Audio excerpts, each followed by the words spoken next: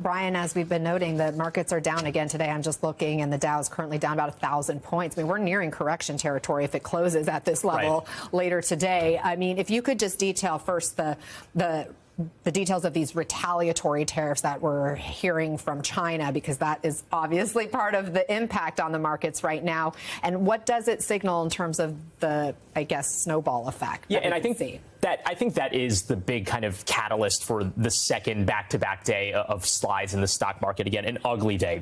Let's just say it on Wall Street again, 2.9% down on the S&P 500, largely seen as a more broad-based measure of what the overall stock market looks like. And it's just across every sector, Anna, including even tech companies that don't even export physical goods. So this tells you that investors are certainly spooked. But look, when you have the two largest economies in the world going to war with each other, at least economically, that is the reason for why, if you're an investor, you're saying, you know what, this is, going to take a huge bite out of companies that see China as a major export market, not just U.S. automakers, but any other company that has prioritized, understandably, the second largest economy in the world. So when you think about the types of things that China just slapped a 34% reciprocal tariff on, I mean, I think we are phrasing a lot of this tariff discussion around the United States, perhaps not exporting as much to China as we import from them. But it is indeed the case that they're a major market for U.S. automotive products. I mean, Buicks, for example, are an enormously popular GM product that are loved by Chinese consumers. So if you slap a 34% tariff on those types of products, and it makes it 34% potentially more expensive for Chinese people to buy those American products, well, that's going to set up a barrier between these two largest countries, which is the reason why you have JP Morgan projecting the odds of, those are global recession numbers, the probability going up from 40% to 60%. I mean, that is underscored by that intertwinedness between these two economies actually slightly coming undone today. Okay, so Wall Street also one thing, but then there's Main Street. So what types of impacts should Americans expect to see soon? Well, I mean, higher prices, right? Because the idea is that if the United States is going to tariff at rates for 54% for things coming in from China, and yet some of the major exports that we take in from China here in the United States, things like phones, computers, toys, car parts, that's a big one, video games as well. You could see that list of all these other categories that could get impacted. Shoes, clothing, wines and spirits, coming from Italy and from France. Yeah, so those European taxes are going to And we haven't even heard of the retaliatory tariffs from the European Union, but this could all threaten to make things here in the United States more expensive. I mean, you look at clothes, for example. I think people don't recognize that over 90% of the clothes that we sell here in the United States are made abroad, which means that, we have some projections like from the Yale Budget Lab that clothing prices could go up by 17%. It's going to depend on what you're buying here.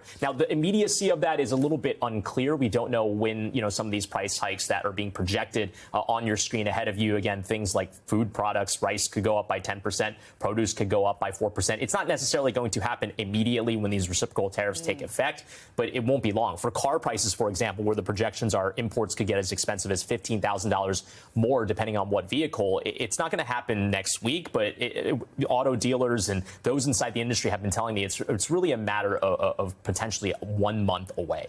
And just looking at that last graphic, I mean, the $3,800 per year on average that the American household could see their costs go up. That is significant, especially when you're thinking about how much do you make? What kind of a percentage of your income is that? And for those people who make less money, that's going to really, really hurt them. Brian, talk to us about today's jobs report as well. Yeah, well, it's a very busy day for me, but the jobs report did come out at 8:30 right before the market opened. It doesn't seem like it offered any reprieve, even though the jobs report, Anna, was actually pretty solid. So we got over 240,000 jobs, or rather more than 220,000 jobs added in the month of March. That was well above the estimates on Wall Street. They were expecting something closer to 140,000. So they really kind of blew the doors off of the expectations there. The unemployment rate was 4.2%, which was kind of steady with the last few reports that we had seen. When it comes to the broad-based, job gains that we saw, it was kind of across a number of sectors. So the economy does not look like it's in a recession right now. I mean, unemployment is still strong. Inflation is still relatively okay. We saw relative improvements in some measures that we saw last month. But the question is, what happens 6 months from now, 12 months from now as a result of these tariffs? You have your hands full. And you're doing a great job. Thank you so much, Brian, for staying across all of that for us. And joining us now is the former Deputy Director on the National Economic Council under President Biden, Bharat Ramamurthy. Bharat, good to have you with us. In the midst of this economic turmoil unleashed by the president, the White House is saying, quote, trust in Trump. Should we? I don't see why you would, or what would historically tell you that you should. I think what the president is trying to do is give investors certainty that these tariffs are going to remain in place for a long time, because you need that certainty in order to make a multi-year investment in new production in the United States.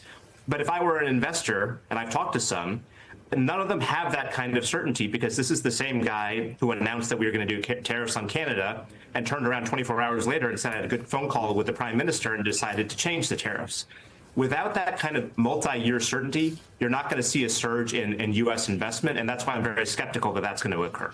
And now we have China retaliating. Canada has taken a pretty clear stance that they'll go tit for tat with Trump on this. The EU is poised to retaliate as well. Could these major players just decide to rely less on U.S. trade going forward? Is that a realistic outcome here? And what kind of impact could that have on Americans? No, absolutely. The thing is, as Brian mentioned, we export a lot of autos to China. Another thing that we export a lot of is soybeans. And that's a big domestic agricultural industry in the United States. All of a sudden, American soybeans are going to be 30% higher in China. And imagine if you're a buyer of soybeans in China, that's a prohibitively high increase in prices. You're going to look to other markets, to other countries, to provide that product for you. And you can't just snap your fingers and get that back. This could be a permanent reduction in the export markets for American producers. And that's why this kind of unmitigated trade war with one of the largest trading countries in the world, it doesn't make a lot of sense. And at the end of the day, it's going to hurt both consumers and exporters in the United States. One of the central messages that's coming from this White House has been that America's working class has been getting the short end of the stick for decades, and this is designed to fix that. Is this the best solution to that problem? And if not, what is?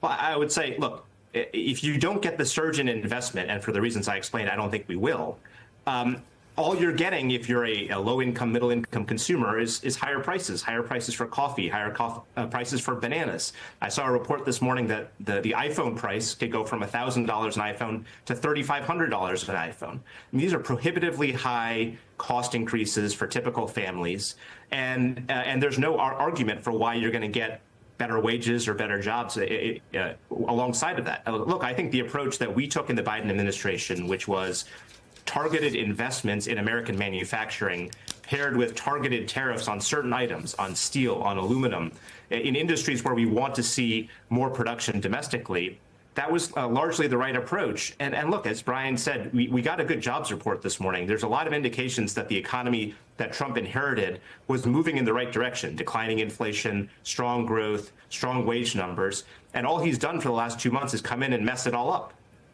Although the jobs report, again, suggests otherwise, and I'm sure the Trump administration is going to be cheering this jobs report for today, at least. I want you to listen to top Trump aide Stephen Miller last night, who's out there defending these tariffs.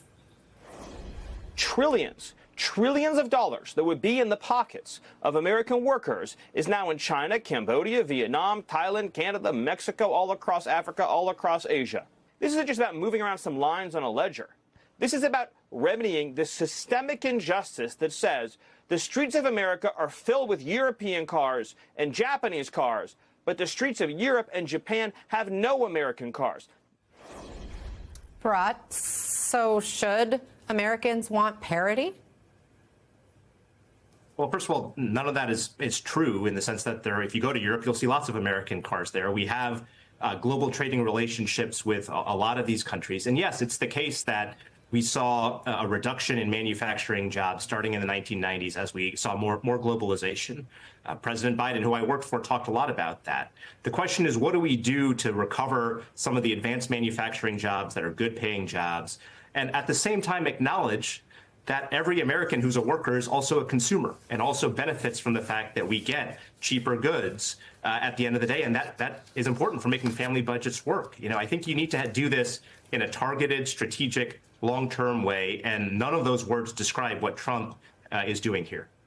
Bharat Ramamurthy, thank you for your insights. Appreciate your perspective on this.